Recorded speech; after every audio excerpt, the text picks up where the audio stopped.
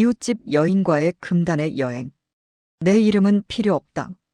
그냥 평범한 30대 후반의 가장이라고 해두자. 서울 외곽의 대단지 아파트에 살고 있다. 아내와 초등학교 4학년 딸 하나. 매일 아침 7시 20분 지하철, 저녁 8시 넘어서 퇴근. 주말엔 아이 학원 픽업하고 마트장 보고 그렇게 흘러가는 인생이었다. 특별할 것 하나 없는 그러나 안정된 삶. 적어도 그날까지는 그랬다. 우리 아파트 302호가 비어있던 지 3년 만에 새 입주자가 왔다. 이사 트럭이 도착한 날, 나는 우연히 창밖을 내다보았다. 검은색 승용차에서 내린 여자. 긴 머리를 한 올 한 올 넘기며 짐을 감독하는 모습이 먼저 눈에 들어왔다.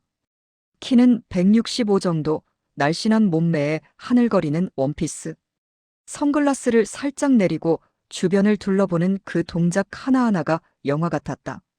남편으로 보이는 남자는 40대 중반쯤 정장 차림으로 전화만 하고 있었다. 부부가 함께 이사 오는 광경은 흔치 않다. 그녀의 이름은 김수진. 나중에 알게 된 사실이다. 처음 제대로 마주친 건 이틀 뒤, 아침 엘리베이터 안이었다. 안녕하세요. 301호 이웃이에요. 그녀가 먼저 인사했다. 목소리가 낮고 부드러웠다. 향수 냄새가 은은하게 퍼졌다. 나는 고개만 살짝 숙이며 대답했다. 아, 네. 반갑습니다. 엘리베이터 문이 닫히는 순간 그녀가 살짝 웃었다. 그 미소가 이상하게 가슴에 박혔다. 그냥 예의상 웃는 건데도 왜 그렇게 위험하게 느껴졌는지. 그 후로 마주칠 때마다 대화가 조금씩 길어졌다. 쓰레기 분리수거장에서, 우편함 앞에서, 지하주차장에서. 그녀의 남편은 해외 영업을 하는 사람이라 출장이 잦다고 했다. 한 달에 보름 이상 집을 비운단다. 그녀는 혼자 있는 시간이 많아서 심심하다고 가끔 산책이라도 나간다고 했다. 밤에 창밖 보면 별이 안 보이잖아요. 서울은 하늘이 너무 밝아서요. 그녀가 어느 날 그렇게 말했다. 우리는 아파트 뒤편 산책로를 함께 걷고 있었다. 우연히 마주쳐서 자연스럽게 같이 걷게 된 거였다. 아이는 학원에, 아내는 동창 모임에 갔고, 나는 그냥 산책이나 하려고 나왔는데, 그래서 가끔은 모든 걸 버리고 멀리 떠나고 싶어요. 아무도 모르는 곳으로. 그녀의 말투가 이상하게 진지했다. 나는 웃으며 넘겼다. 누구나 그런 상상 한 번쯤 하죠. 하지만 그날 밤 잠이 오지 않았다. 그녀의 목소리, 옆모습, 바람에 날리는 머리카락. 모든 게 선명하게 떠올랐다. 아내는 옆에서 곤히 자고 있는데 나는 천장을 보며 그녀를 생각했다. 이웃집 여자. 바로 옆동, 얇은 벽 하나를 사이에 둔. 그리고 결정적인 밤이 왔다. 금요일 저녁 비가 억수로 쏟아지던 날.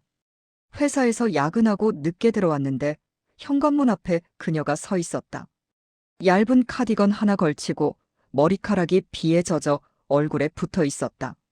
죄송해요. 갑자기 전기가 나가서 촛불이라도 좀 빌릴 수 있을까요? 그녀의 목소리가 떨렸다. 나는 얼른 안으로 들였다. 집에 촛불은 없었지만 손전등이 있었다. 그녀를 거실 소파에 앉히고 물 한 잔 건넸다. 고마워요. 갑자기 캄캄해지니까 무섭더라고요. 그녀가 웃으며 말했다. 그런데 그 웃음 뒤에 눈물이 글썽였다. 나는 물었다. 무슨 일 있으세요? 그녀는 한참 망설이다가 입을 열었다. 남편과 크게 싸웠단다. 또 출장 연장됐다고 크리스마스도 혼자 보내라는 말에 화가 나서 소리를 질렀는데 남편은 그냥 전화를 끊었다고. 그녀는 울음을 참지 못하고 엎드려 버렸다. 나는 어쩔 줄 몰라 그녀의 어깨를 토닥였다. 그 순간 그녀가 고개를 들고 나를 보았다. 눈물이 흘러내린 얼굴이 너무나 아름다웠다. 아니, 아름답다기보다 절박했다. 그녀의 손이 내 손을 잡았다. 차가웠다. 당신은 정말 좋은 사람이에요. 부러워요, 아내가. 그 말이 떨어지기 무섭게 나는 그녀의 입술에 내 입술을 포개었다. 그녀는 잠시 몸을 굳혔다가 곧 팔을 내 목에 감아왔다. 우리는 말없이 키스를 이어갔다. 비가 창문을 때리는 소리만이 방 안에 울렸다. 그날 밤 우리는 금단의 선을 넘었다.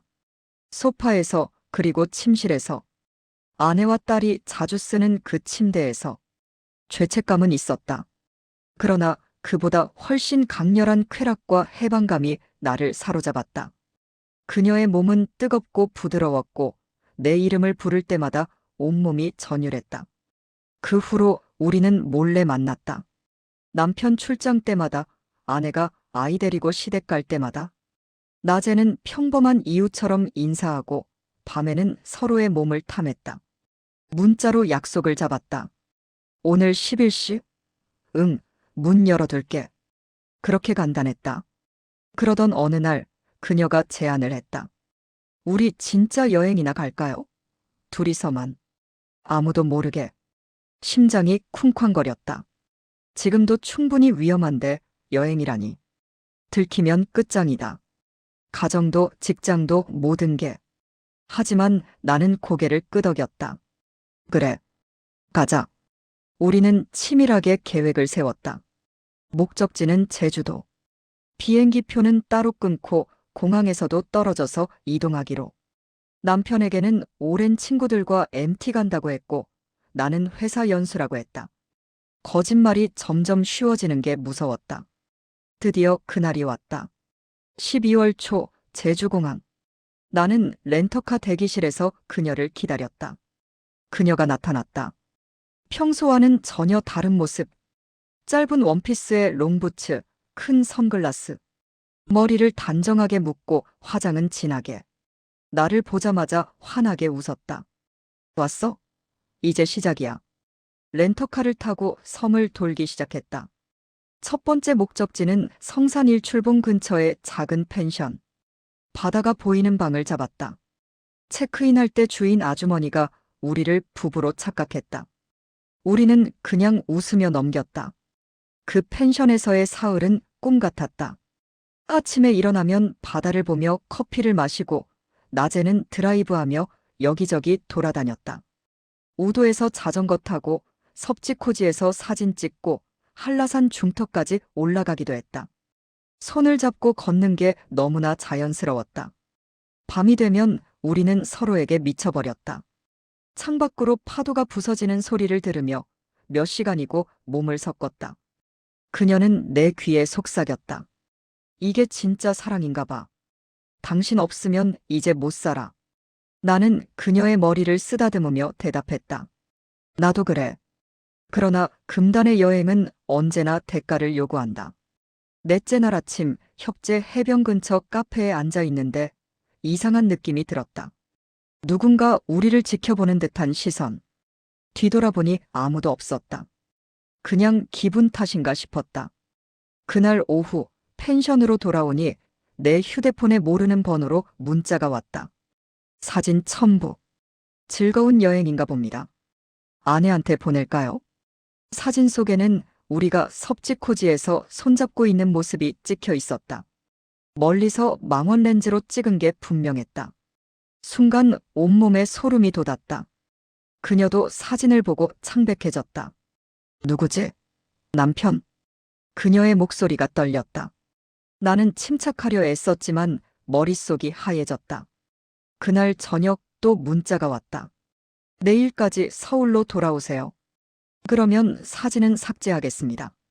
협박이었다. 우리는 급히 짐을 싸서 다음 날 아침 비행기로 서울로 돌아왔다. 공항에서도 서로 떨어져 탑승했다. 서울에 도착한 뒤 모든 게 변했다. 아내가 이상하게 굴기 시작했다. 내가 집에 오면 휴대폰을 슬쩍 확인하고 어디 갔었냐고 캐물었다. 회사 연수였다고 했지만 믿지 않는 눈치였다. 수진의 남편도 갑자기 출장을 취소하고 귀국했다. 그녀에게서 문자가 왔다. 남편이 뭔가 아는 것 같아. 조심해. 그리고 일주일 뒤 폭탄이 터졌다. 어느 날 밤 아내가 내 앞에 휴대폰을 내밀었다. 그 안에 들어있던 사진들. 제주도에서 찍힌 우리 사진. 협재 해변에서 키스하는 장면까지. 설명해봐. 아내의 목소리가 차가웠다. 나는 아무 말도 할 수 없었다. 그날 밤 아내는 딸을 데리고 집을 나갔다. 다음 날 회사에서 인사팀 호출이 왔다. 불륜 사실이 알려졌다는 이유로 정직 처분. 곧이어 해고 통보. 수진에게서 마지막 문자가 왔다. 미안해. 남편이 다 알아버렸어. 이혼 소송 걸렸어. 우리 여기까지인 것 같아. 그 후로 그녀를 보지 못했다. 302호는 다시 비어버렸다. 이사 갔다는 소문이 돌았다. 나는 지금 혼자 산다. 작은 원룸에서. 딸은 가끔 면회로 만난다. 아내는 재혼 준비 중이라고 들었다. 가끔 그 여행을 떠올린다. 제주 바다 냄새, 그녀의 체양, 파도 소리. 그 모든 게 아직도 생생하다. 후회할까? 아니. 그건 내 인생에서 가장 강렬했던 순간이었다. 평범했던 나를 잠시나마 살아있다고 느끼게 해준 시간. 만약 다시 그 순간으로 돌아갈 수 있다면 아마 또 갈 거다. 금단의 여행은 돌아올 수 없는 길이라는 걸 알면서도. 왜냐하면 그 길 위에서야 비로소 내가 진짜로 숨 쉬고 있었다는 걸 알았으니까. 다음 편이 궁금하다면 구독 눌러주세요.